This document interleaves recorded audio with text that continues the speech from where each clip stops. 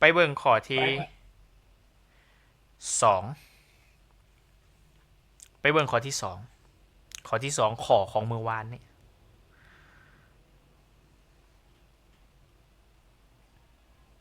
ข้อที่สองให้มีสติดีๆเด้อ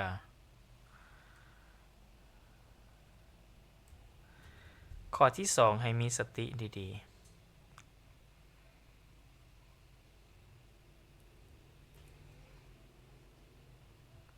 คันหากว่าเฮาลุดเผลอลอยน้อยหนึ่งแล้วลุดจบเด้อเจนนี่เด้อ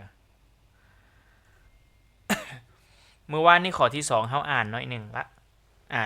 ะกับมโนภาพแล้วก็แต้มรูปไปละเนาะซึ่งหลังจากที่เฮาอ่านเฮาแต้มรูปมาแล้วเฮาจะเห็นว่าเฮ้ยวงจรดังกล่าวบ่แม่นวงจรต่อเรียนล้วนๆบ่แม่นวงจรที่ต่อขนานล้วนๆแต่มันเป็นวงจรที่ต่อผสมสำหรับข้อ2ลองอ่านคำถามนำกันอีกบัดหนึ่งเครื่องท่อนและก็สายต่อขนานกันและต่อใส่บ่อไฟฟ้ากระแสสลับหมายความว่ามันมีทั้งเครื่องท่อนมีทั้งก็สายต่อขนานกันแล้วต่อใส่กระบอกไฟฟ้ากระแสสลับเวลาที่เราอ่านจากต้นมาฮอดจุดนี้จากต้นมาฮอดจุดนี้ถ้าหากให้เราแต้มรูปมันจะได้รูปแบบนี้วงจรได้มีเครื่องท่อนอันนี้คือเครื่องท่อนและก็สายต่อขนานกันโอเคแสดงว่าเครื่องท่อนกับก็สายมาต่อขนานกันนี่คือก็สายนี่นะเวลาที่เราอ่านโจทย์นี่คือก็สายและต่อใส่บ่อไฟฟ้ากระแสสลับมาต่อใส่กระบอกไฟฟ้ากระแสสลับเขาก็ขีดตอกหน่อยนึงนี่นะนี่บ่อไฟฟ้ากระแสสลับนะได้ต่อไปเขาจะบอกข้อมูลเติมว่าเครื่องท่อนมีความต้านบรรจุ25โอห์มเครื่องท่อนมีความต้านบรรจุ25โอห์มความต้านบรรจุก็คือเป็นความต้านของเครื่องท่อนเป็นความต้านของตัวCความต้านของตัวCก็คือ ZC ZC นี่เท่า25โอห์มนะก็สายมีความต้านไฟฟ้ากง3โอห์มและความต้านสะท้อนเท่า4โอห์มความต้านสะท้อนนี่นะเป็นความต้านของก้อสายความต้านสะท้อนเป็น ZL ความต้านสะท้อนนี่เป็น ZL ZL นี่เท่ากับ4โอห์มเนาะวันนี้กลับคืนมาตัวนี้ก็สายมีความต้านไฟฟ้ากงความต้านไฟฟ้ากงก็คือเป็นความต้านตัว R ฮันความต้านไฟฟ้ากงเท่ากับ3โอห์มแบบนี้นี่คือข้อมูลที่เขาเจ้าให้เนาะผลลบระดับไฟฟ้าระหว่าง2จุดที่ต่อขนานกันนั่นเท่ากับ100โอห์ม2จุดที่ต่อขนานกันคือจุดนี้กับจุดนี้นะมีผลลบอยู่100โวลต์ขอโทษ100เมื่อกี้นี่ว่าอย่าง100โวลต์เด้อ100โวลต์ซึ่งผลลบระหว่าง2จุดดังกล่าวก็คือเป็นผลลบของบ่อไฟนี่เองนะแสดงว่าอย่างแสดงว่าอันนี้แมนยู100โวลต์นี่ไอ้เนี่ยบัดนี้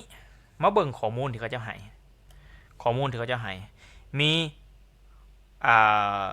ความต้านของอันนั้นเครื่องท่อนก็คือ ZC มี ZL แล้วก็มี R โดยที่ R นี่ถ้าเขาอ่านดีๆ R นี่ถ้าเขาอ่านดีๆมันเป็นความต้านของก้อสายเห็นบ่นี่ก้อสายฮะเนี่ยมีความต้านไฟฟ้ากง3โอห์มและความต้านสะท้อนอยู่4โอห์มนั่นหมายความว่าอยู่ในโตของก้อสายมีความต้านอยู่2ส่วน ส่วนที่1เป็นความต้านสะท้อนความต้านสะท้อนเป็นความต้านที่เกิดจากไฟฟ้ากระแสสลับอีกส่วนที่1เป็นความต้านกงเขาจะเอิ้น ความต้านกงก็คือเป็นความต้านที่เกิดจากสายนำไฟฟ้านี่นะคือก้อสายนี่เป็นอุปกรณ์ไฟฟ้าที่สร้างขึ้นมาโดยใช้สายนำไฟฟ้ามาเคียนกันเป็นหอบเนาะ ซึ่งสายน้ำไฟฟ้าหันที่เราเอามาเคียนเพื่อเฮ็ดให้เป็นก้อสายหันมันจะมีความต้านอยู่ในตัวมันความต้านอยู่ในตัวมันว่าความต้านไฟฟ้ากงและความต้านไฟฟ้ากงหันแมนหาได้จากสูตรตัวนี้มันเฮาเรียนอยู่ในม.6 แล้วก็ม.4 ก็มีความต้านไฟฟ้ากงนี่จะขึ้นกับธาตุที่นำไส้เฮ็ดสายไฟหัน ขึ้นกับความยาวของมันหมายความว่าถ้าหากก้อสายนี่นะเฮาใส่สายไฟยาวเท่าใดมาเคียนให้เป็นก้อสายนะความต้านมันก็สิหลายเท่านั้นเนาะแล้วมันก็ขึ้นกับเนื้อที่ของสายไฟนี่นะอันนี้เอิ้นว่าความต้านไฟฟ้ากงเด้อเป็นความต้านที่อยู่ในก้อสายเนาะเวลาเฮาวิเคราะห์มาฮอดจุดนี้เฮาจะเห็นว่าเฮ้ยวงจรไฟฟ้าเฮาบ่ได้จบแต่ส่ำนี้ได้วงจรไฟฟ้าเฮาถ้าหากว่าจะแต้มให้มันเต็มแท้ๆนี่นะมันต้องมีเครื่องท่อนคืออยู่ในก้อสายคืออาจารย์เว้ามันมีความต้านอยู่2ส่วนอันที่1เป็นความต้านของก้อสายให้เฮาแต้มแบบนี้อันที่2เป็นความต้านไฟฟ้ากงก็เป็นความต้านของก้อสายนั่นแหละแต่เป็นความต้านกงเนาะนี่คันหากว่าเฮาแต้มโดยให้โดยแยกออกมาให้เห็นภาพว่าในส่วนของก้อสายในส่วนของก้อสายใหญ่ๆนะมีความต้านของไฟฟ้ากงนำมีความต้านของมีความต้านสะท้อนนำสินะเฮาจะเห็นเป็นแบบนี้นี่เฮาจะเห็นเป็นแบบนี้เนาะได้แสดงว่าอย่างแสดงว่าวงจรของเฮาเนี่ยสำหรับข้อที่2นี่จะเป็นแบบนี้วงจรของเฮาได้วงจรตัวนี้นี่เนาะมี L มี R มี C มี3อุปกรณ์ที่ต่อกันแบบนี้และ3อุปกรณ์ที่ต่อกันแบบนี้เพิ่นบ่เอิ้นว่าต่อเรียนเพิ่นบ่เอิ้นว่าต่อขนานแต่เพิ่นเอิ้นว่าต่อผสมซึ่งมีทั้งเรียนกันและก็มีทั้งขนานกันคือถ้าหากว่าเฮาเบิ่งเฉพาะตอนสายตอนลุ่มนี่นะ2อุปกรณ์นี้ต่อเรียนกันถ้าหากเฮาเบิ่งเอาทั้งเบิดนี้จะเห็นว่าทั้งเส้นเทิงและเส้นลุ่มพวกมันต่อขนานกันสินะต่อแบบนี้เพิ่นเอิ้นว่าต่อผสมเนาะเวลาที่เป็นต่อผสมการวิเคราะห์บทเลขเฮาจะต้องได้วิเคราะห์ทั้งแบบเรียนและก็แบบขนานเข้านำกันแล้วได้บัดเนาะอันนั้นแม่นลักษณะของวงจรได้ข้อมูลเฮามีแบบนี้ไปเบิ่งว่าเขาเจ้าซอกหาหยังกอไก่กอไก่กอไก่กอไก่กระแสไฟฟ้าที่ผ่านเครื่องท่อนและกอสายก็คือให้ซอกทั้งกระแสไฟฟ้าที่แล่นผ่านเครื่องท่อนว่าเท่าใดและก็ให้ซอกทั้งกระแสไฟฟ้าที่แล่นผ่านกอสายว่ามันเท่าใดนั่นคือความต้องการของขอกอไก่เนาะวันนี้เฮามาซอกไปทีละโตซอกทีละโตต้องการซอกหากระแสไฟฟ้าที่แล่นผ่านเครื่องท่อนนั่นแหละที่แล่นผ่านเครื่องท่อนเฮาจะใช้สูตรใดดีเพื่อให้ได้กระแสไฟฟ้าที่แล่นผ่านเครื่องท่อน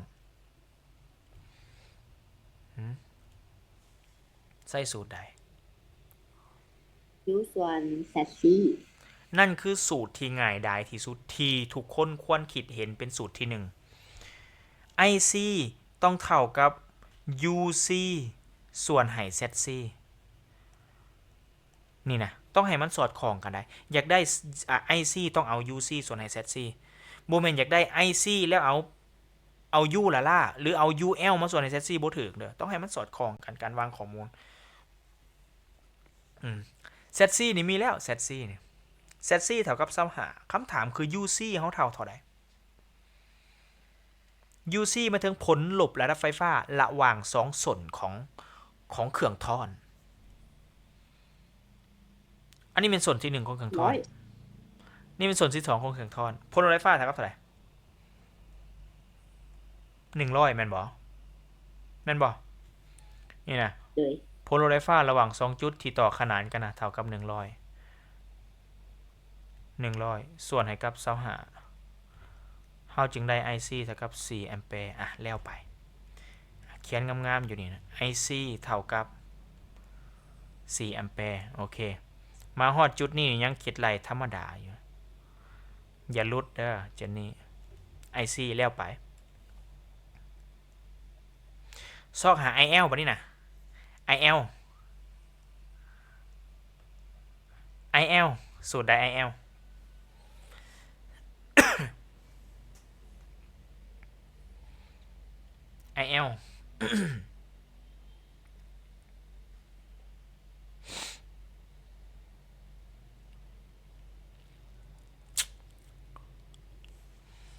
จะใช้สูตรใดดีเพื่อให้ได้มาซึ่ง IL เขาขึ้นแบบเก่าบ่ได้บ่ IL เท่ากับ UL ส่วนให้ ZL ได้บ่ ได้ เฮาสามารถขึ้นแบบนั้นได้เป็นสูตรทำอิฐที่เฮาควรคิดเห็น UL ส่วนให้ ZL ZL มี UL เท่ากับเท่าใด UL เท่ากับยังบ่ถูก100นี่บ่ถูกคือต้องเข้าใจจังซี่ UL แม่นผลลบรถไฟฟ้าระหว่าง2ส่วนของ L อันนี้แม่นส่วนที่1ของ L นี่แม่นส่วนที่2ของ L ผลลบรถไฟฟ้าระหว่าง2ส่วนนี่บ่แม่น100แม่นผลลบรถไฟฟ้าระหว่างส่วนนี้กับส่วนนี้แม่น100น่ะถูกได้บ่ได้แสดงว่า UL เฮาบ่มีโอเคเห็นบ่ถ้าหากว่าเฮาคิดโดยใช้สูตรสบายๆสูตรง่ายๆนี่บ่ได้นี่นะความหมายคือซอกจากตัวนี้บ่ได้นี่นะให้เฮาคิดไปต่อคิดต่อแบบใดห่วยจุดประสงค์แท้ๆเขาจะต้องการ IL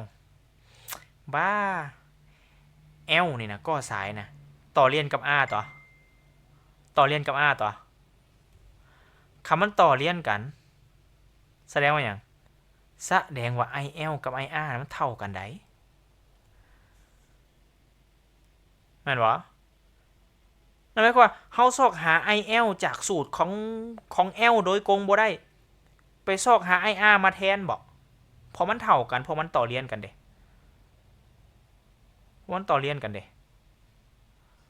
สินะ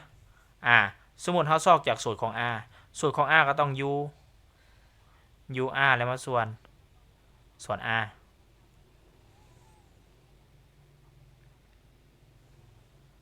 ได้บ่มาค่าอยู่ UR อีกเนาะ UR แม่นผลลบรถไฟฟ้าระหว่าง2ส่วนของ R อีกค่าอีกก็บ่ได้อีก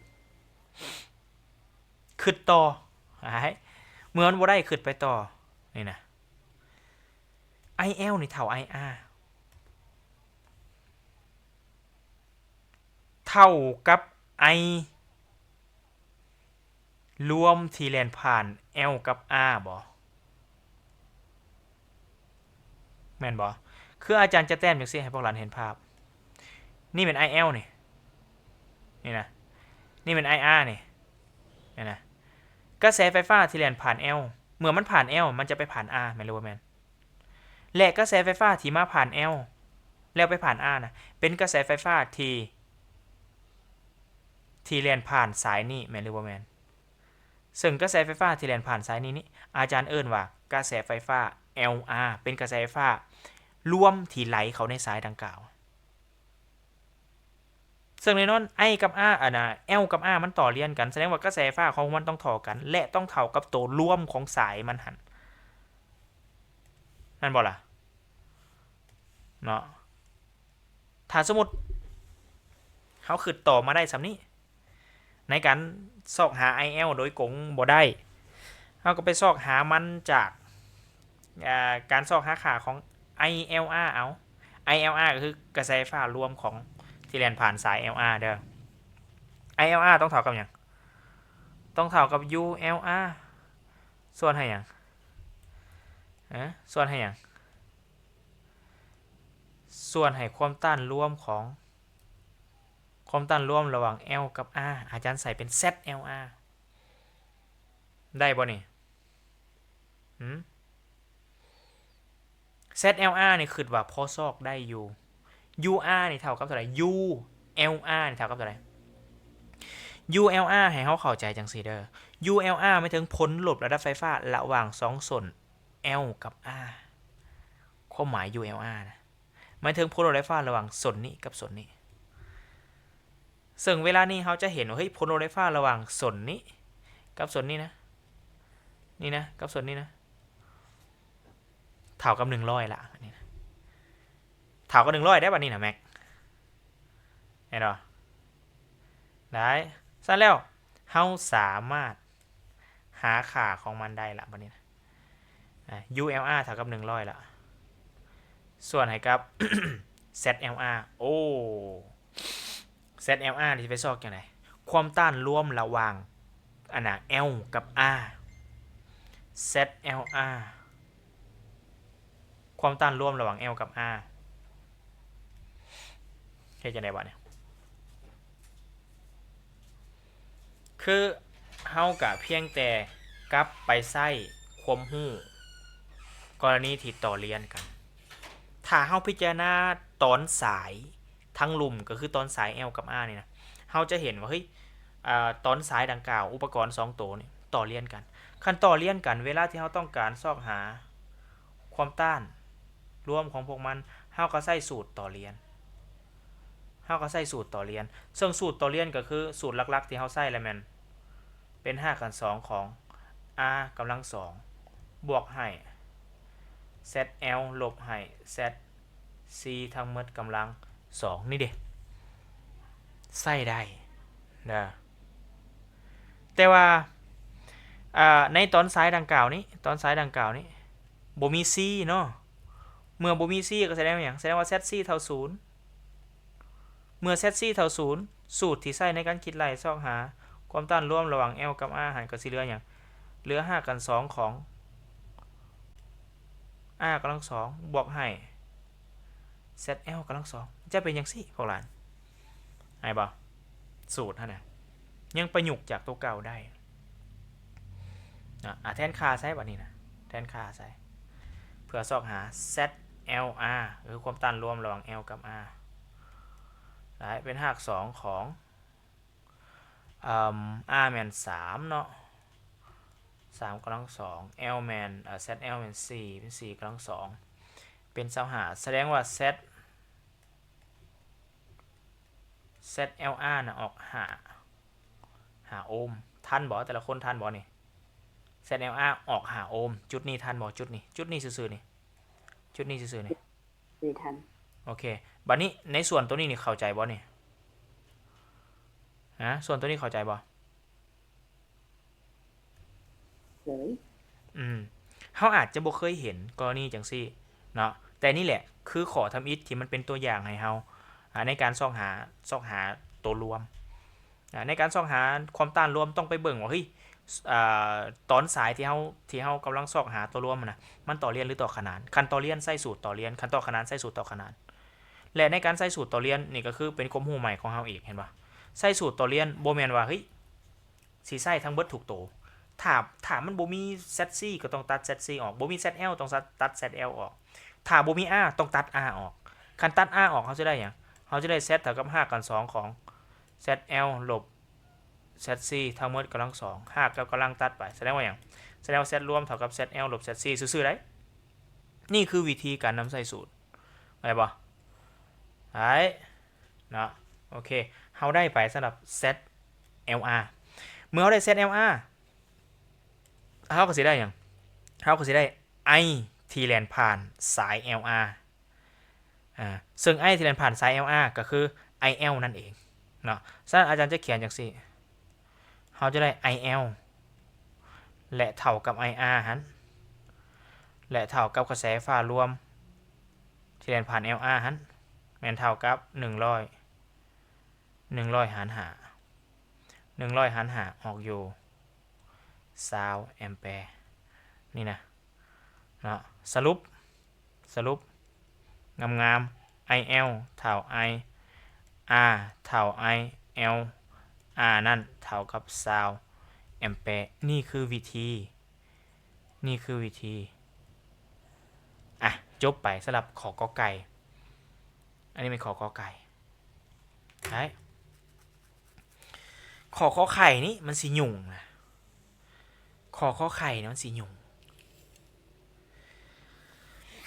ขอขอไข่แม่นเขาเจ้าให้เฮาซอกหากระแสไฟฟ้ารวมตอนนี้ให้ทุกคนมีสติ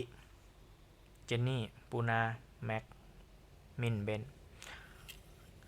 เขาเจ้าต้องการซอกหากระแสไฟฟ้ารวมเดี๋ยวนี้เฮามี IC เท่ากับ4 IL เท่ากับ20และ IR เท่ากับ20อาจารย์ขอถามพวกหลาน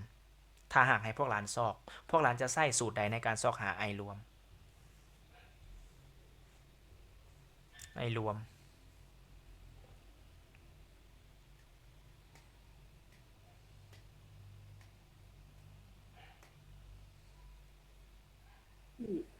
อืม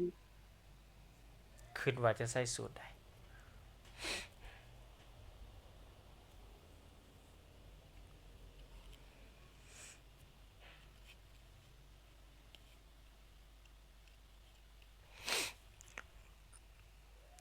มันมีสูตรที่เฮาได้เรียนวานนี่ขอขอไข่เด้อ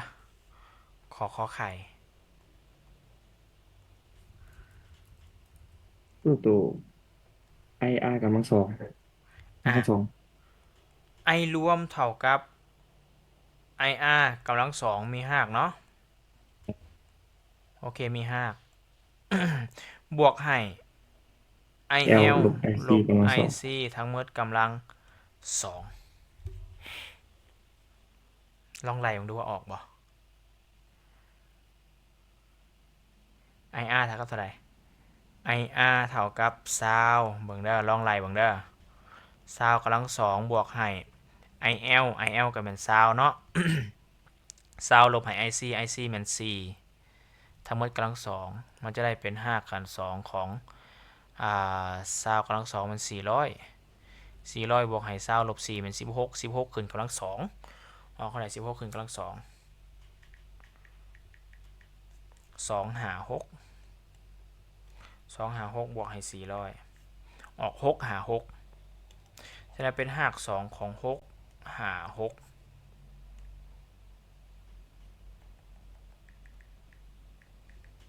6หา6หาก2ของ6หา6 I รวมของเราจะออกอยู่25.61อันนี้ขอไข่เขาจะออกอยู่12หาก2 12หาก2นี่เท่าบ่กับ25.61บ่เท่า บ่เท่าโอเค หยุด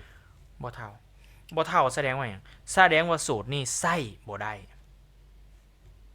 เบิ่งให้ดีนี่จุดนี้สูตรนี่ใส่บ่ได้เป็นหยังคือใส่บ่ได้ต้องกลับไปเบิ่งว่าสูตรดังกล่าวมาจากไส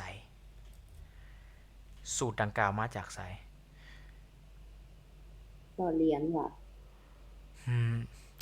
สูตรดังกล่าวนี่นะ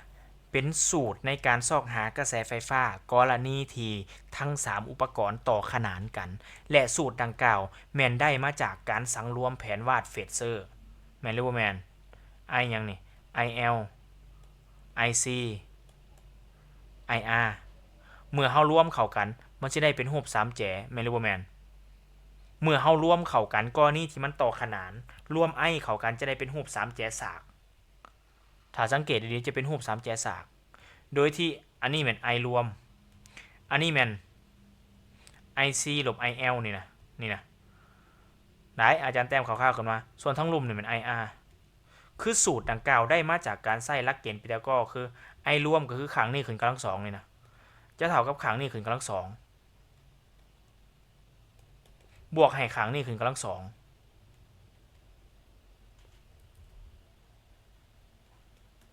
มันจึงกลายเป็นสูตรแบบนี้ได้มันจึงกลายเป็นสูตรแบบนี้แต่ว่าคือขอนี่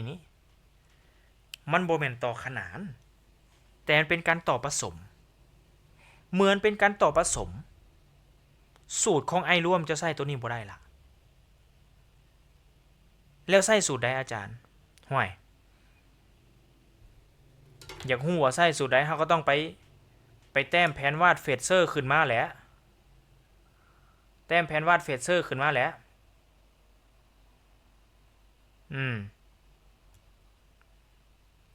แต้มแผนวาดเฟเซอร์ขึ้นมาแล้วก็ไปสังรวมกระแสไฟฟ้าเข้ากันไปสังรวมกระแสไฟฟ้าเข้ากันว่าสูตรของมันจะออกมาเป็นสูตรใดเนาะอันนี้แม่นกรณีที่เฮาสังรวมเข้ากันแล้วรูปดังกล่าวออกมาเป็นรูป3แจสากเนี่ยเฮาสามารถใช้หลักเกณฑ์พีทาโกรัสในการส่องหาตัวร่วมได้แต่ถ้าหากว่าเฮาสังรวมออกมาแล้วปึ๊บมุมประกอบระหว่างกระแสไฟฟ้าหรือว่าอา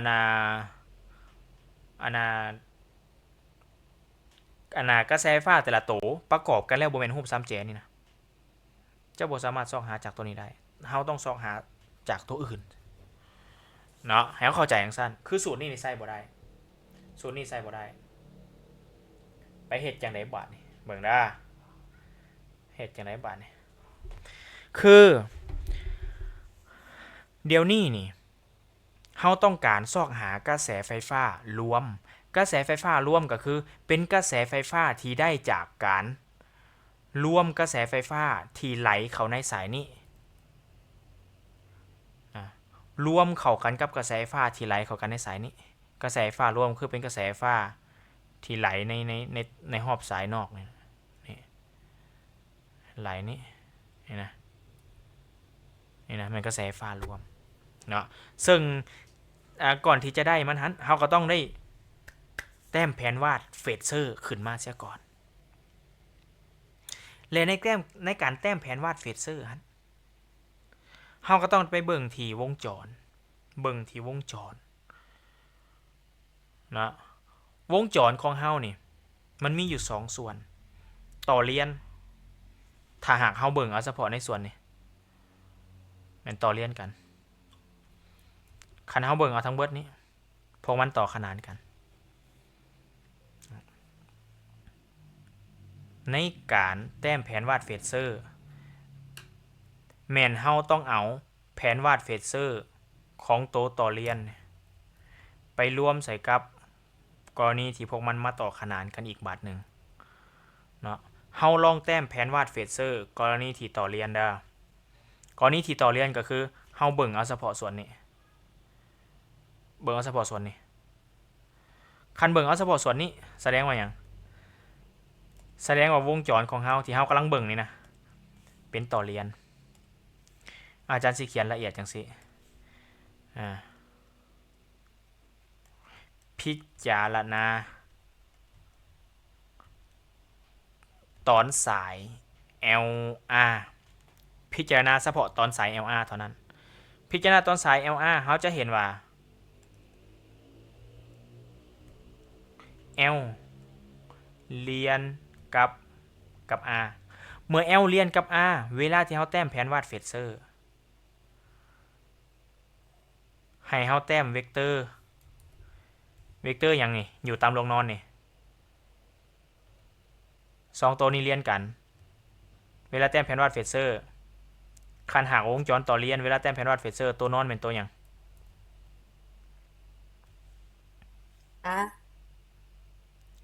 ไอกระแสไฟฟ้าเท่ากันคือตัวใดที่เท่ากันให้มันอยู่ตามวงนอนคือกรณีที่เขาต่อขนานนะแม่นพ้นลบไฟฟ้าเท่ากันพ้นลบไฟฟ้าเท่ากันเวลาเขาแต้มเวกเตอร์ให้เวกเตอร์ของพ้นลบอยู่ตามวงนอนกรณีที่เฮาพิจารณาตอนสาย L กับ R นี่นะตอนสาย L กับ R นี่นะพวกมันต่อเลียนกันคันต่อเลียนกันแสดงว่าอย่างแสดงกระแสไฟฟ้าของพวกมันเท่ากันคันกระแสไฟฟ้าของมันเท่ากันให้มันอยู่ในวงนอน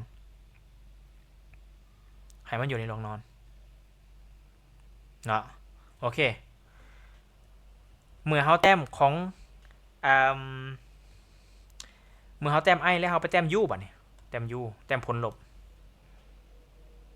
U ก็มี U 2ตัวมี U UR กับ UL มี UR กับ UL UR อยู่ใส่ UR คัน I อยู่นี่ ไออยู่นี่นี่มีนี่แม่นไออาร์ได้เนาะไออาร์อยู่นี่ได้เนาะและไอเอลก็อยู่นี่นี่แม่นตาได้คันไออาร์อยู่นี้ยูอาร์อยู่ไสยูอาร์อยู่นี่มันเรียกว่าแม่นนี่แม่นยูอาร์เวลาเฮาแต้มนะแต่ละคนเข้าใจแต้มบ่นี่พิจารณาเฉพาะกรณีที่มันมีเฉพาะแต่ L กับ R นะ UR อยู่นี่ UL อยู่ไส UL อยู่ไส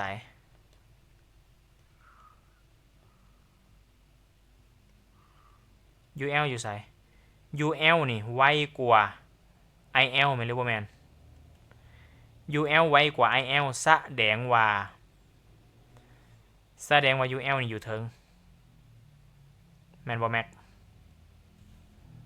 แม่น โอเค นี่คือ UL โอเคไอ้ UL ต่อไปให้เฮารวม U เข้ากันซะก่อนให้เฮารวม U เฉพาะแต่วงจรแต่ตอนสาย L กับ R เข้ากันซะก่อนรวมเข้ากันรวม U เข้ากันเห็นยังอาจารย์รวม U เข้ากันเพื่อที่จะได้เห็นมุมประกอบระหว่าง U รวมกับ I รวมนะมันเป็นจังไดรวม U เข้ากันเพื่อที่จะได้เห็นว่าเฮ้ยระหว่าง U รวมกับ I รวมนะตัวใดไวฟ้ากว่ากันตัวใดซ่าฟ้ากว่ากันหลังจากที่เฮารวมเฮาจะเห็นว่าเฮ้ย U รวมอยู่นี่แม่นตานี่คือ U รวมนี่คือมุมเบี่ยงเฟสนี่คือมุมเบี่ยงเฟสตัวนี้เป็นมุมเบี่ยงเฟสระหว่าง I รวมกับ U รวมกรณีที่ซัพพอร์ตตอนสายตัวนี้ซัพพอร์ตตอนสายตัวลุ่มนะซัพพอร์ตตอนสายตัวลุ่มนี่นะได้เราจะได้แบบนี้อาจารย์ฮะกูน้าถามเปลี่ยน UR คือ U1 นี่อ๋อ UR อยู่บนนี่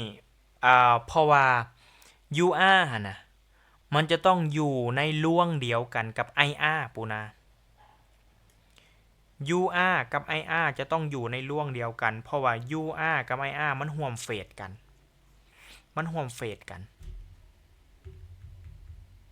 นะแต่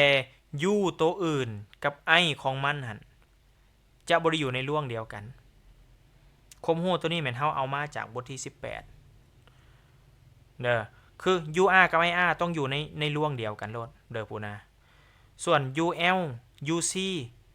และแม่น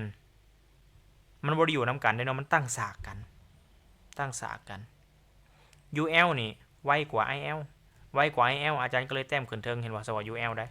แต่ถ้าหากว่ามี UC นี่อาจารย์จะแต้มลงลุมUC นี่จะซ่ากว่า IC นี่นะ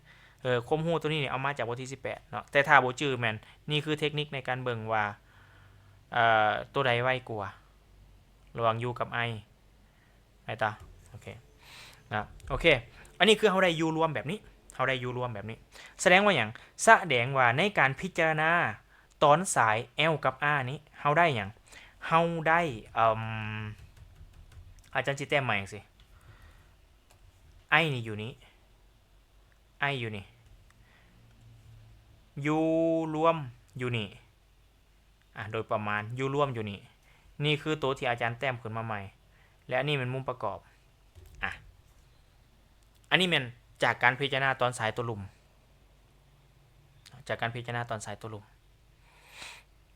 บัดนี้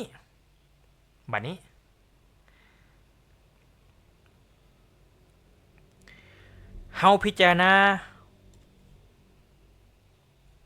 ตอนสายทั้งเบิดบัดนี้นะเฮาพิจารณาทั้งเบิดนี่พิจารณาทั้งเบิดได้บัดนี้ได้พิจารณาทั้งเบิดเมื่อเฮาพิจารณาทั้งเบิดเฮาจะได้หยังคันหากว่าพิจารณาทั้งเบิดนี่มันก็สิรวบลัดไปโพดโอเคจะพิจารณาตอนสายเทิงก่อนซะพิจารณาตอนสายเทิงตอนสายเท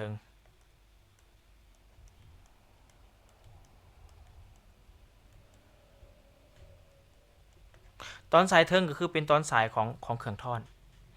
เนาะในการพิจารณาของตอนไซเทิงนี่จะบ่ยากแหละพิจารณาของตอนไซเทิงนี่ก็คือเฮาก็ถือว่าเฮ้ยแสดงว่าวงจรดังกล่าวนี่ตอนไซดังกล่าวมีแต่เครื่องท่อนคันตอนไซดังกล่าวมีแต่เครื่องท่อน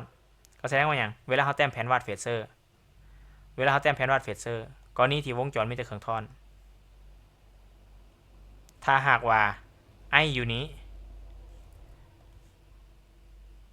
ไออยู่นี้ C อยู่ใส่UC อยู่ใส่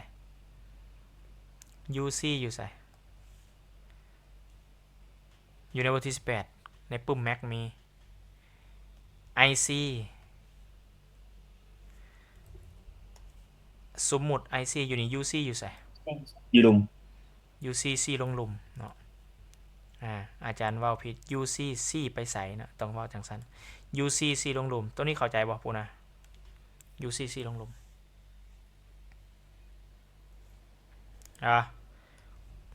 ต่อไปบัดนี้ต่อไป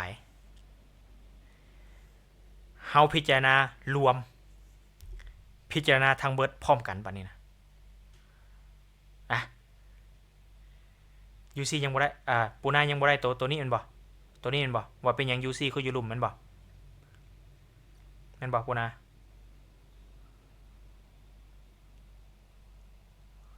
โอเคปูนายังบ่เข้าใจว่าเฮ้ยเป็นหยัง UC คืออยู่หลุมคือแม่นต่อ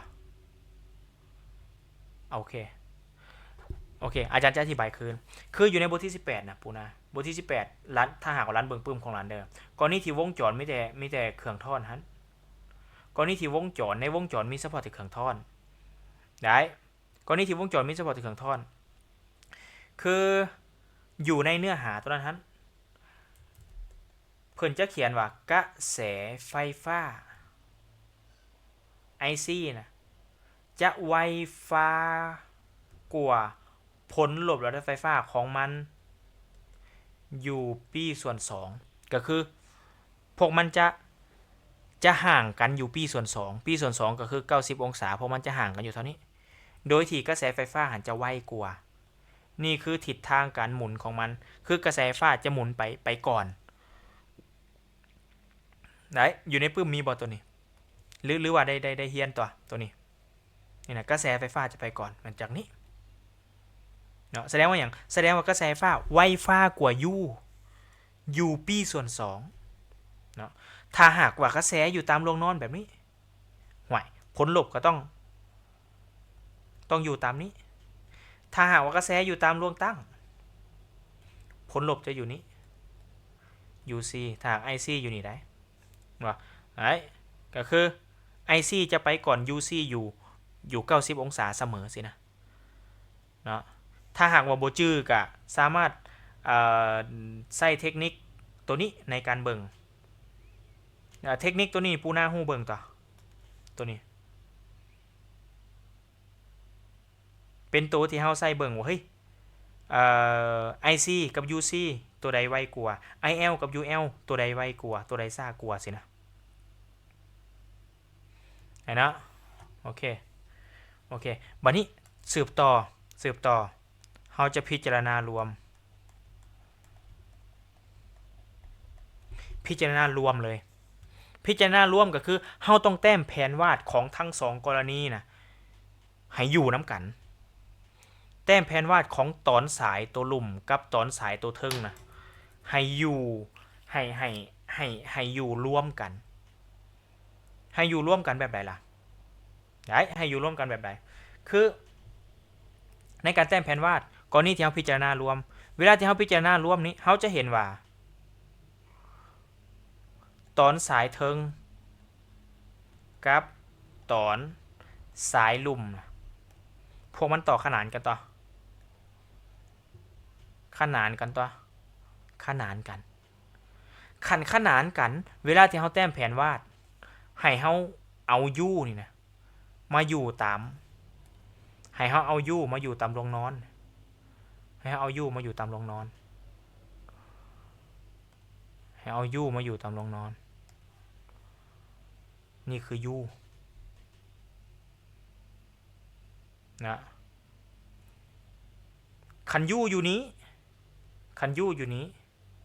แสดงว่าอันนี้มัน UC ก็อยู่นี่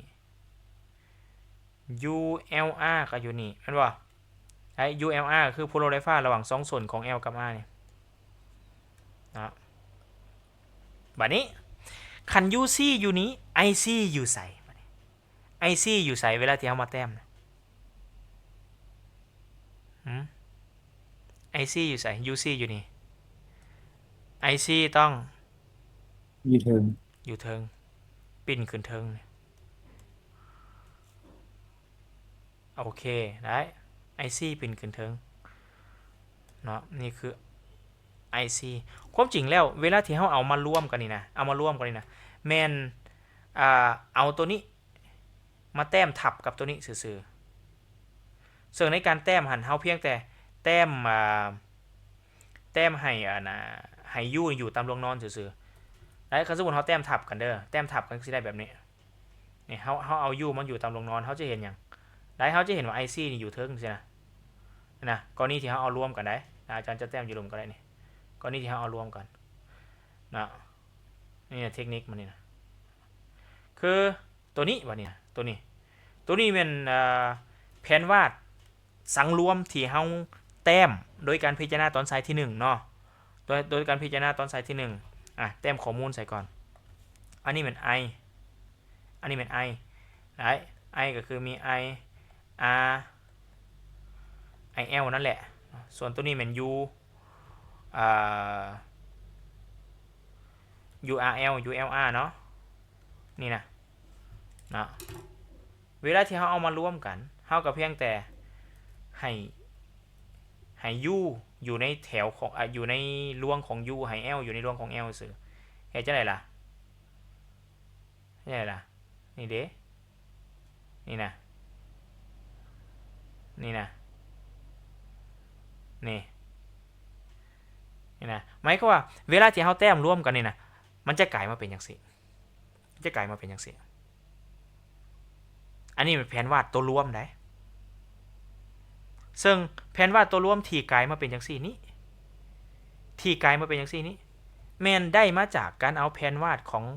แต่ละตอนสายมารวมกันซื่อๆมาทับกันใหม่ซื่อๆเข้าใจบ่เนาะคือพวกร้านที่แต้มอยู่ในปึ้มหันจะเฮ็ดแบบอาจารย์บ่ได้เนาะอันนี้มันเป็นโปรแกรมมันนี่เด้จะเฮ็ดแบบอาจารย์บ่ได้คันเมื่อเฮ็ดแบบอาจารย์บ่ได้เฮาก็ต้องมาแต้มใหม่อีกรูปนึงอันตาโดยการจินตนาการแบบนี้แหละนี่พอเข้าใจอยู่ตินะบัดนี้คือจากตัวเทิงนี่ULR กับ I มันประกอบกันเป็นมุมเท่านี้ถ้าหากว่าแต้มให้ ULR อยู่นี้ ULR ต้องอยู่นี่อยู่แล้วเด้ถ้าหากว่า ULR อยู่นี้ I นี่เบิ่งจากนี่นะ I ซ่าฟ้ากว่า ULR ตัวเห็นบ่ I ซ่าฟ้ากว่า ULR อยู่เตตาแล้วเวลาที่เฮามาแต้มของ I เฮาก็ต้องพยายามแต้มให้มันออกมาในลักษณะนี้บ่ล่ะนี่นะความจริงแล้วแต้มบ่เหมาะสมเนาะคืออยู่ทางเทิงรูปเทิงมัน I ยาวกว่าเนาะ I ยาวกว่าอาจารย์แต้มนะโอเคเดี๋ยวพยายามเฮ็ดให้ I สั้นกว่าซะเพราะว่ามันจะมีผลต่อการคิดลายต่อหน้า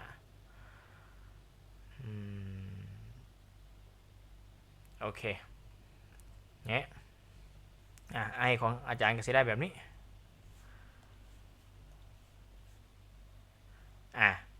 ได้บ่นี่เวลาที่มันมารวมกันได้นี่อันนี้เป็นเวลาที่มันมารวมกันตัวนี้นี่เป็น IL เนาะ IL ก็คือ IR และอันเดียวกันตาและอันนี้แมนมุมประกอบระหว่างตัวนี้กับ ULR เนาะตัวนี้นะมุมประกอบระหว่าง ILR กับ ULR ได้ตัวนี้ได้นี่นะมุมสีแดงนี่นะบัดนี้จุดประสงค์ที่เฮาเว้ากันมาตั้งแต่ต้นจนมาฮอดนี่นะจุดประสงค์ก็คือเพื่อที่จะซอกหา I รวมส่วนในก้อนซอกหา I รวมเฮาก็ต้องแต้ม เวกเตอร์ของ i ออกมาให้มันได้ เพื่อที่จะรวมเวกเตอร์นั้นเข้ากันเห็นปะหลังจากที่เราแต้มเวกเตอร์ i มี i ทั้ง3ตัวหลังจากที่เราแต้มเวกเตอร์ i ทั้ง3ตัวเราจะเห็นว่าจังได๋โอ้ ic อยู่นี่ il กับ ir อยู่นี่ ic อยู่หัน il กับ ir อยู่นี่เฮ็ดจังได๋บัดนี้นะเฮ็ดจังได๋ล่ะบัดนี้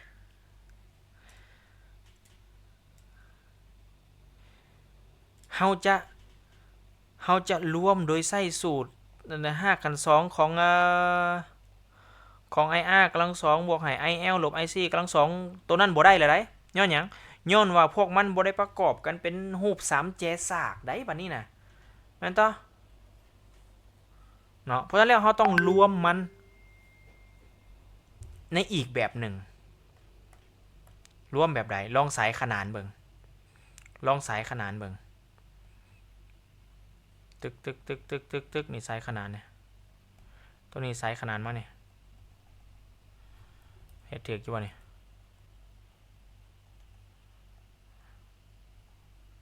เป็นบ่เข้าใจบ่การสายขนานจุดนี่เพื่อที่จะเบิ่งทิศทางของไอรวมมันอยู่นี่ไอรวมเนี่ยนี่คือไอรวม อาจารย์คิดไอซีไปหาอย่าง ขีด IC ให้มันขนานกันกับตัวนี้ขีดเส้นที่ออกจาก IC ให้มันขนานกับตัวนี้คือเราจะรวมเวกเตอร์นี้เข้ากับเวกเตอร์นี้ถ้าขีดออกจากเวกเตอร์นี้เส้นที่ขีดต้องให้มันขนานกันกับเวกเตอร์ที่เหลือถ้าขีดออกจากเวกเตอร์นี้เส้นที่ขีดต้องให้ขนานกับตัวนี้สินะได้ปะเราจะได้รูป4เจข้างขนานและนี่คือ I รวมเด้อนี่คือ I รวมแท้ๆแล้วบัดนี้นะนี่คือ I รวมแท้ๆบัดนี้นะได้การรวม2เวกเตอร์ที่เวกเตอร์1เป็นแบบนี้เวกเตอร์1เป็นแบบนี้อีกเวกเตอร์1เป็นแบบนี้รวมเข้ากันได้เวกเตอร์รวมเป็นจังซี่นะสูตรมันเป็นหยังล่ะสูตรมันเป็นหยังสูตรมันเป็นหยัง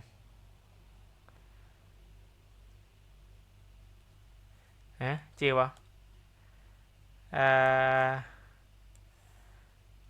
ใส่หลักเกณฑ์โกสินบ่แม่นบ่คือตัวรวมจะเท่ากับ5ขัน2ของ5ขัน2ของเอาแบบอันนั้นก่อนเด้อพวกรันเฮียนในคณิตศาสตร์นี่พวกรันใส่เวกเตอร์หยัง A บ่อันนี้ B บ่หรือจังไดแต่ถ้าหากว่าจะเอาข้อมูลตามนี้เลยมันก็จะเป็น IC กำลัง2บวกให้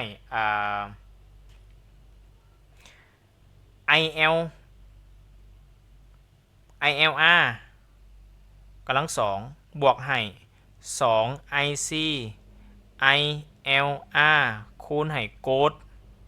ของมุมประกอบระหว่าง IC กับ ILR นี่นะคุณสูตรนี้บ่คุณสูตรนี้บ่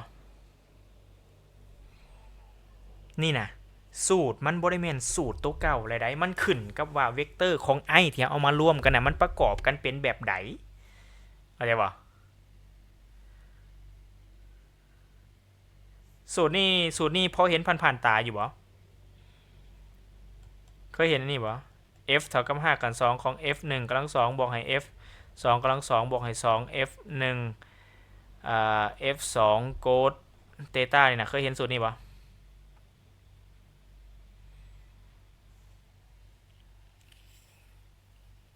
บ่ได้ผ่านตาเลยบ่เราเคยเรียนแล้ว คือสูตรอันนี้นะเป็นสูตรที่ใช้ไว้หาเวกเตอร์สังรวมและอันนี้ก็คือกันตัว i เนี่ยก็เป็นเวกเตอร์สังรวมเฮากำลังรวมเวกเตอร์ i เข้ากันเพราะฉะนั้นแล้วนี่ก็ในการซอกหา i สังรวมเฮาก็ใช้หลักการการรวมเวกเตอร์คือกันเข้าใจบ่ ใช้หลักการการร่วมเวกเตอร์คือกันนี่นะโอเค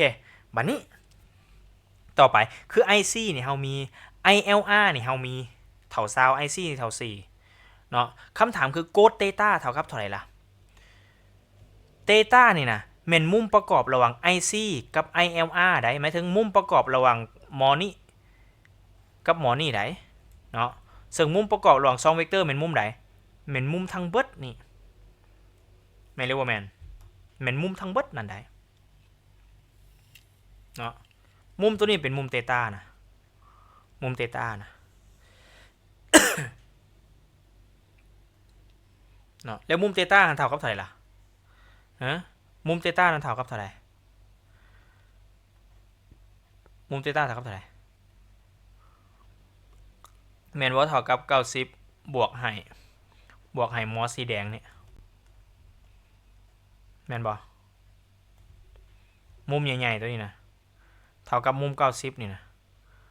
บวกให้ตัวนี้เบิ่งออกบ่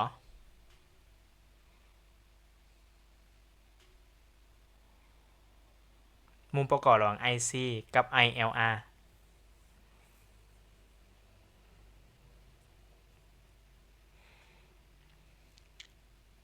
นอก90แล้วเด้ออาจารย์ ฮะ บ่เข้าใจ คือต้องเบิ่งต้องเข้าใจมุมเทต้านี่ก่อนเทต้าที่อยู่ในสูตรตัวนี้นะแม่นมุมประกอบระหว่าง IC กับ ILR IC แม่นตัวนี้ตัวเทิงนี้ILR เป็นตัวหลุมนี้ฉะนั้นมุมประกอบระหว่าง IC กับ ILR เป็นมุมใดล่ะมันก็ต้องเป็นมุมใหญ่นี้แม่นติมุมประกอบระหว่าง IC กับ ILR ได้แม่นติเข้าใจบ่จุดนี้เข้าใจจุดนี้บ่มินมุมประกอบระหว่าง IC กับ ILR เป็นมุมใหญ่ตัวนี้เหมือนมุมสีดำที่อาจารย์เขียนเนี่ย IC เป็นตัวเทิงนี่ IC นะซึ่งมุมดังกล่าวนี่นะมุมดังกล่าวมุมใหญ่ๆดังกล่าวนี่นะ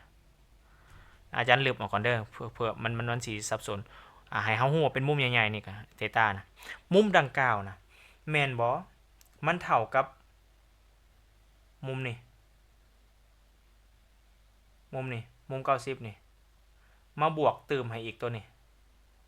มันจึงกลายเป็นมุมใหญ่นะเห็นบ่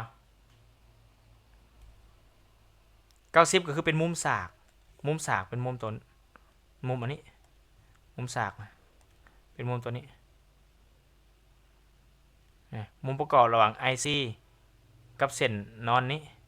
แม่น90มาบวกให้กับอันน่ะโตฟี่นี้มันก็สิกลายเป็นมุมเทต้าก็คือเป็นมุมใหญ่หั่นเลยแม่นตามุมใหญ่หั่นเลยนี่นะแล้วมุมเทต้าจึงเท่ากับ10บวกให้มุมฟี่หั่นเบิ่งออกบ่โดยเข้าใจแล้วบัดนี้ ได้เนาะสั้นเขาจะได้อย่างโอ้ยสั้นเขาจะได้ i รวมเท่ากับ5 ขัน 2 ของ i c กำลัง2บวกให้ i l r ทั้งหมดกำลัง2บวกให้2 i c คูณให้ i l r คูณให้โกดเท่าใดโกด90บวกเทต้าจะแก้ขอนี้ได้เราต้องฮู้ว่าเทต้าเท่ากับเท่าไหร่ก่อนเรายังบ่ฮู้ว่าเทต้าเท่ากับเท่าไหร่นี่เราจะบ่สามารถแทนค่าเพื่อซอกหา i รวมได้ถึงว่าเราจะมี IC มี ILR ก็ตามถึงว่าเราจะมี IC มี ILR ก็ตามเราจะบ่สามารถซอกหา i รวมได้เพราะเรายังขาดเทต้าอยู่ขอโทษบ่แม่นเทต้าเด้มันต้องเป็นมุมนี้ได้เนาะอาจจะใส่เป็นมุมฟี่ได้เหมือนมุมเทต้ามุมนี่เขายังขาดมุมสีดำเนี่ยมุมสีดำเป็นมุมประกอบระหว่างยังกับอย่างล่ะลืมแล้วบ่มุมสีดำนะเป็นมุมประกอบระหว่าง ILR กับ ULR มุมสีดำนะเป็นมุมตัวนี้เป็นมุมตัวนี้เหรอเป็นมุมตัวนี้ซึ่งในการส่องหามุมตัวนี้นี่เราก็สามารถใส่ข้อมูลมันได้เลยนี่ในการส่องหามุมตัวนี้ได้อาจจะใส่ซินก็ได้ ซินของมุมดังกล่าวนะเท่ากับข้างใดส่วนข้างใดถ้าเป็นซินเอาข้อมูลเฉพาะแต่ตัวนี้ในการส่องหามุมซินของมุมดังกล่าวเท่ากับข้างกงหน้าส่วนกงหน้าส่วนกงสากบ่กงหน้ามันอยู่หยังกงหน้าเป็นข้างนี้เป็นข้างกงหน้าส่วนข้างนี้นะเท่ากับหมอนี่ต่อเท่ากับข้างนี้ต่อนี่นะแล้วกงหน้าเป็นหยังกงหน้าแม่นUL กงสากเป็นตัวใดกงสากเป็นเส้นนี่เป็น U รวมเส้นนี้เป็น U รวม U รวมตัวนี้ก็คือเป็น U รวมระหว่าง UL กับ UR ได้ก็คือ ULR หันได้ U รวมนะได้บ่ ULR หันได้เนาะบ่เป็น U รวมตัวใหญ่เลยได้เนาะเป็น ULR เนาะ UL มีค่า UL บ่ล่ะเฮาน่ะมีค่า UL บ่ UL บ่มี UL บ่มี UL บ่มีโอเคเปลี่ยนรูปแบบเปลี่ยนจาก U เท่ากับ I คูณ R เฮามี U เท่ากับ I คูณให้ความต้าน UL ก็ต้องเป็น IL คูณให้ ZL U รวม LR ก็ต้องเป็น ILR คูณให้ ZLR ได้ซึ่ง IL กับ ILR นี่แม่นตัวเดียวกัน IL กับ ILR นี่ IL กับ ILR อันเดียวกันตัดกันได้ตึ๊ดเราจะได้ซินของมุมฟรีนี้เท่ากับอย่างเท่ากับ ZL ส่วนให้ ZLR ZL ของเราเท่ากับเท่าไหร่ล่ะ ZL แมนเท่ากับ4ไอ้ ZLR แมนเท่ากับ5แสดงว่าซินฟรีเท่ากับ4ส่วน5เนี่ยเป็นซินเท่าไหร่4ส่วน5เป็นซินเท่าไหร่53ไอ้ยะ53องศาโอเคแสดงว่าเราได้มุมฟรีตัวนั้นแม่น53องศานะนั่นหมายความว่าเราจะได้ I รวมของเราเท่ากับหาก2ของ IC กำลัง2บวกให้ ILR ทั้งหมดกำลัง2บวกให้2เถื่อของ IC ILR แล้วคูณด้วยโกด90บวก53องศายะเจนนี่นี่แล้วว่าเจนนี่อาศัยเลขนำเจนนี่ก่อนได้บ่เนี่ย90บวก53เอาเท่าไหร่บ่เนี่ยเจนนี่นอนเฮียน ยังอยู่กับเกือบไปแล้วอาจารย์ เจ้านอนเฮียนเจ้าก็ต้องรับเลยนะ นั่นหลังจากแค่หนีมาพักไก่นิดนึง โอเค90บวก53องศาเอาเท่าไหร่แม็ก เดี๋ยวมันมีสูตรหนึ่งบวกอาจารย์ที่เป็นโกด90บวกอัลฟาเท่ากับ เท่ากับโกสอัลฟา no เท่ากับลบซินอัลฟา ลบซึ่งอัลฟา คันหากว่าสิเอาเฮาสิคิดไล่โกด90บวก53นี่90บวก53นี่ออกอยู่อันน่ะ43แม่นบ่ขอโทษ143โกดของ143เฮาบ่ฮู้ค่าได้แม็กเมื่อเฮาบ่ฮู้ค่าเฮาจำเป็นต้องปรับ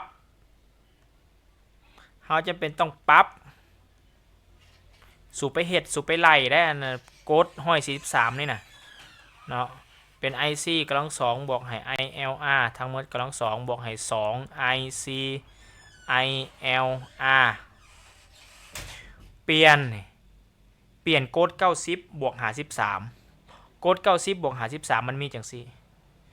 โกด90บวกให้อัลฟาคือเจนนี่ว่าเท่ากับลบซินอัลฟามีบ่ตัวนี้เฮียนถึงอยู่บ่คือว่าอาจารย์มีไว้อยู่วะเลขหากระเหียนเจนนี่มีบ่ มิน โดยเคยเห็นต่อเคยเห็นต่อ โดยประโอเค กาศหากระเฮียนไป โอเคดีเลยโอ้ยขอบใจ มันมีความสำคัญเนี่ยโอเคแทนที่เขาจะคิดไหลเป็นโกดห้อย43เขากลับมาคิดไหลเป็นอย่างลบสิ้นอย่างสิ้นอัลฟาคือ53องศาเนาะได้ลบสิ้น53องศาเอาเหมือนตะละซึ่งเขาฮู้ว่าสิ้น53องศาของเขาเท่ากับเท่าไหร่4ส่วน5ตัวแม่นละ4ส่วน5เนาะแสดงว่าอย่างแสดงว่าโอเควันนี้แทนขาได้แล้วได้ป่ะนี่จานาปูนาเบนแม็กแทนขาได้ป่ะเนี่ยไอซีเท่ากับเท่าไหร่ไอซีลืมหมดเลยโอ้โตมันโดนพดไอซีแมัน4 ILR แมันซาวเนาะโอเคแสดงว่าเป็น4กำลัง2บวกให้ซาวกำลัง2บวกให้2มาคูณด้วย4คูณด้วยซาวอะไรมาคูณด้วยลบ4ส่วน5นั่นตาลบมาติดอยู่นี่ซะลบ4ส่วน5โอเคเราจะได้ i รวมเท่ากับ5ขัน2ของ4 400ลบให้ตัวนี้ออกเขาได้4โอเค4คูณ4คูณ4คูณ2 128 416ลบ128ออก2ห้อยหาก2ของ2ห้อย88หาก2ออกอยู่16.97แอมแปร์คำตอบกงกับของเขาอยู่บ่ของเขาแมนเขาจะเห็ดเป็นเลขหาก12หาก2หาก2กงกับตัวนี้บ่โดยกงโอเคกงนะถ้าหากว่าเขาจะแปลงเป็นแบบเขาก็ได้นะโอเคอาจจะเห็ดเป็นไอรวมเท่า12หาก2ก็ได้เนาะ12หาก2ก็จะแปลงอย่างแปลงตัวนี้ให้เป็น144คูณ2มันต่อ144คูณ2 144เหมือน12กำลัง2คูณให้2ไอ้มันละนะ12หัก2แอมแปร์ของเขาฮะถ้าเขาขึ้นประทันกับสามารถเห็นจากซีได้เนาะเลี้ยวไปสลับไอรวมเนาะลักๆอยากให้หู้เลยมันการแต้มแผนวาดเฟสเซอร์กรณีที่มันต่อขนานกันเจ้าต้องได้ไปเบิ่งแยกต้องได้ไปเบิ่งแยกแต่ละตอนสายหลังจากนั้นเอามารวมกันหลังจากที่เราเอาแผนวาดเฟเซอร์มาทับกันแล้วปุ๊บเราจึงรวมบรรดาเวกเตอร์ที่เราสนใจนะเข้ากันนี่นะและสูตรก็จะมาจากนั่นอีกนี่เห็นปะอันนี้เป็นสำหรับขอไข่สำหรับขอไข่ซื่อๆบนนี้มุมเบี่ยงฟ้าระหว่างกระแสไฟฟ้าและผลลบระดับไฟฟ้าบัดนี้สำหรับขอคุ้ยบัดนี้มุมเบี่ยงฟ้าระหว่างกระแสไฟฟ้าและโพลาไรฟ้ามุมเบี่ยงฟ้าระหว่างกระแสไฟฟ้าและโพลาไรฟ้านี่นะแม่นมุมตัวนี้ไหนมุมตัวนี้ไหนนี่นะเนาะอาจจะใส่ไปอย่างนี้เป็นอัลฟาก็ได้เพื่อบ่ให้มันลงกันมุมอัลฟานี่คือเป็นมุมประกอบระหว่างกระแสไฟฟ้คือตัวสีดำฮะตัวนี้กระแสไฟฟ้าเนี่ยกับผลโลไฟฟ้าขอควายเหมือนเขาจะต้องการส่องหามุมตัวนี้เขาจะต้องการส่องหามุมตัวนี้เฮ็ดจังไหนบ้านเบิ่งออกบ่ล่ะอยากได้มุมตัวนั้นต้องเฮ็ดจังไดเนี่ยอาจารย์ว่าวานนี่ว่าสำหรับขอนี่นะเฮาบ่สามารถเรียนมือวานนี่ได้เฮาบ่สามารถเรียนมือวานนี่ได้เนาะเฮาต้องได้ตัวอย่างหลายๆเสียก่อนจึงมาเรียนขอนี้ต้องการส่องหามุมอัลฟา มุมอัลฟาพิจารณาตัวใดพิจารณารูปนี้พิจารณารูปนี้สีเหลืองนี่คันพิจารณารูปนี้เฮามีข้างได้แน่ล่ะบัดนี้เอาเฮามีข้างได้แน่ล่ะพิจารณารูปดังกล่าวนะเฮามีข้างใดเฮามีไอรวมเหรอเฮามีไอรวมข้างนี้มีบ่นี่ข้างนี้มีบ่นี่ตายคักเฮาบ่มีข้างนี้เฮามีบ่นี่บ่มีแต่ยูบ่ได้บ่ได้เฮ็ดจังได๋นี่บ่ได้แก้บ่ได้เด้อนี่คือข้างนี้เฮาบ่มีข้างนี้เฮาก็บ่มีความจริงแล้วคันมีข้างใดข้างหนึ่งเฮาสามารถส่องหามุมได้ถ้ามีข้างใดข้างหนึ่งเฮาสามารถส่องหามุมได้ปัญหาคือเฮาบ่มี2ข้างเฮาขาดไป2ข้างเมื่อขาดไป2ข้างซอกยาก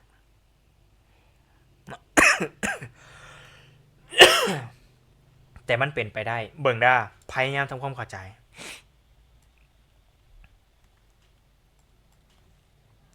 อาจารย์จะแตกเวกเตอร์ตัวนี้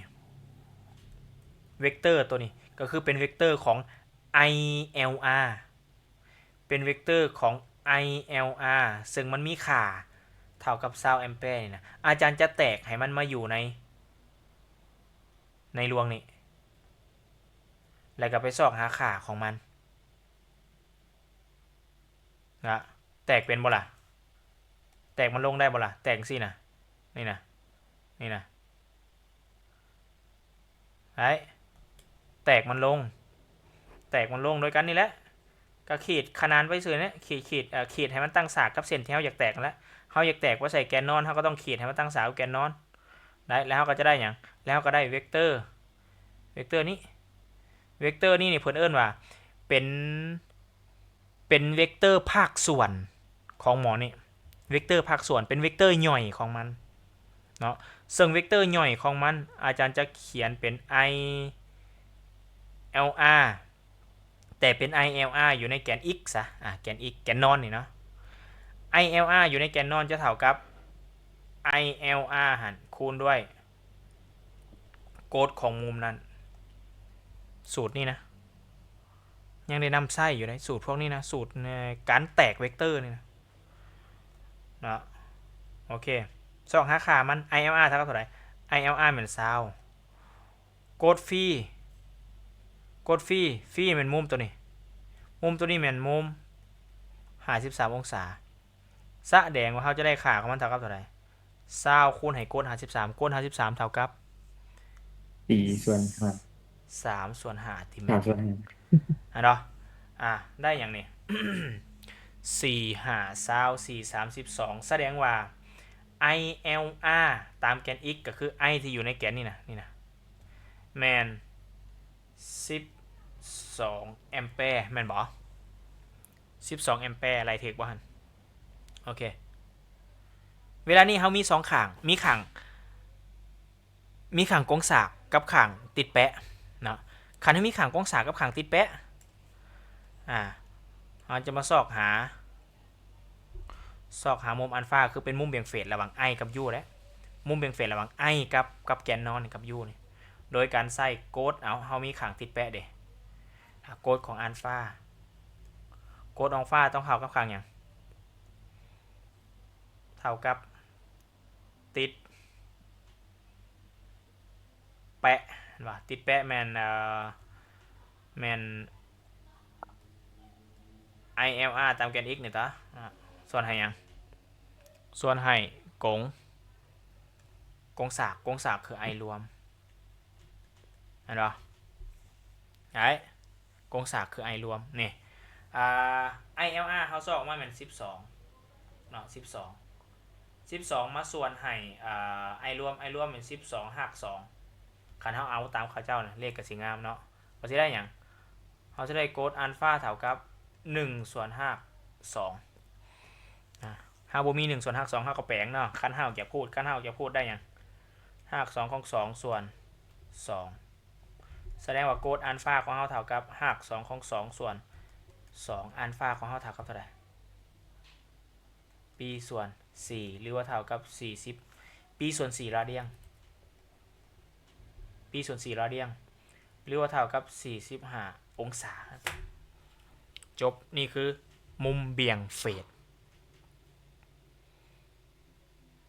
มีหลายๆอย่างที่เฮาได้จากนี่ ถ้าหากว่าได้คันหากบ่ได้ก็คือ มีหลายๆอย่างที่เฮางงในข้อนี้ มี2แบบ อาจารย์ตัวข้อคอควายนี่ขั้นตอนแรกนี่ครับต้องไปแต้มรูปแล้วก็ขีดตัวอัลฟากันก่อนแม่นบ่ข้อควายแม่นบ่ แม่นข้อควายแม่นเฮาต้องเข้าใจว่ามุมเบี่ยงฟ้าเป็นมุมตัวใดก่อน ซึ่งในการทำความเข้าใจกับมันเฮาก็อาจจะต้องแต้ม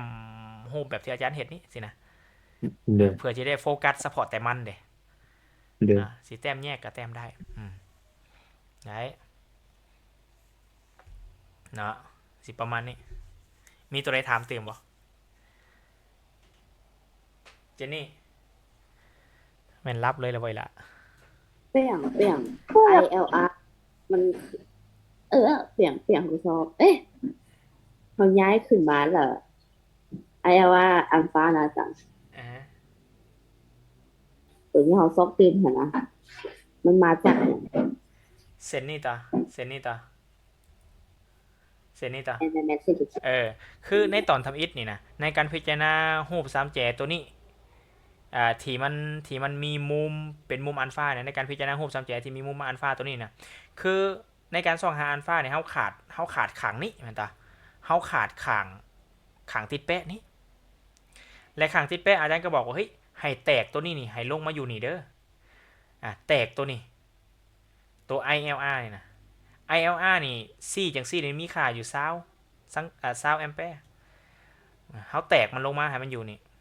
ก็คือดึงส่วนหนึ่งมันให้ลงมาอยู่นี่แตกมันลงมาเป็นเวกเตอร์ย่อยของมันแตกมันลงมาเมื่อแตกมันลงมาค่าของมันก็สิเป็นค่าใหม่ซึ่งค่าดังกล่าวแม่นซอกหาโดยการใช้สูตรอันนี้นี่นะค่าตัวย่อยนะแตกลงมาใส่เส้นที่ติดมุมจะเอาโตของมันหันแตกลงมาใส่เส้นติดมุมจะเอาโตของมันหันคูณให้กับโกดของมุมนั่นสินะคือตัวนี้เป็นตัวเก่านะเนาะแล้วก็คิดไล่ได้ค่าของมันเป็นจังซี่ได้บ่มินอธิบายถึกจุดอยู่บ่มันจุด มันเป็นสูตรเฉพาะของมันนี่มิน เออ ความจริงแล้วนะมินสิเอิ้นว่าสูตรเฉพาะบอกกะมินฮู้สูตรนี้อยู่แล้วนี่มินเบิ่งรูป3แจนี่เด้อมินเบิ่งรูป3แจนี่เด้อรูป3แจนี่นะ ถ้าสมมุติมินแต้มรูป3แจนี่ใหม่แต้มรูป3แจนี่ใหม่โดยที่อันนี้มัน ILR อันนี้แม่นเป็นตัวที่มินแตกลงไปอันนี้เป็นตัวที่มินแตกลงไปตัวนี้นะอันนี้เป็น ILR ที่อยู่ตามแกน x มุมตัวนี้เป็นมุมฟรีก็คือ53องศามินลองใส่โกดของ53นะโกด53เท่ากับข้างใดส่วนข้างใดมิน โกด53ถางหู3แจเป็นหู3แจตัวนี้เป็นหู3แจที่อาจารย์ดึงออกมาจากนี่โกด53เท่ากับเท่าใดนี่คือที่มาของสูตรตัวนี้โกดของมุมนี้เท่ากับเท่าใด ILRx ส่วนให้กับ L ILR ได้เห็นบ่เวลาที่มินถอนเอาตัวนี้ก็จะเท่ากับตัวนี้คูณขึ้นมานี่มันก็จะได้สูตรนี้นั่นคือที่มาของมัน ส่วนใหญ่เขาจะจืดแตกว่าใส่เส้นที่ติดมุมคูณโดยโกดแตกว่าใส่เส้นที่บ่ติดมุมคูณด้วยจินความจริงมันมาจากการพิจารณารูป3แจตัวนี้รูป3แจสากเห็นบ่ได้เฮาคิดไล่ได้ค่าของข้างนี้เฮาก็สามารถซอกหามุมได้แล้วเมื่อเฮามี2ข้างของรูป3แจสากได้ต่อ อันนั้นเป็นการซอกหามุมเบี่ยงฟ้านะ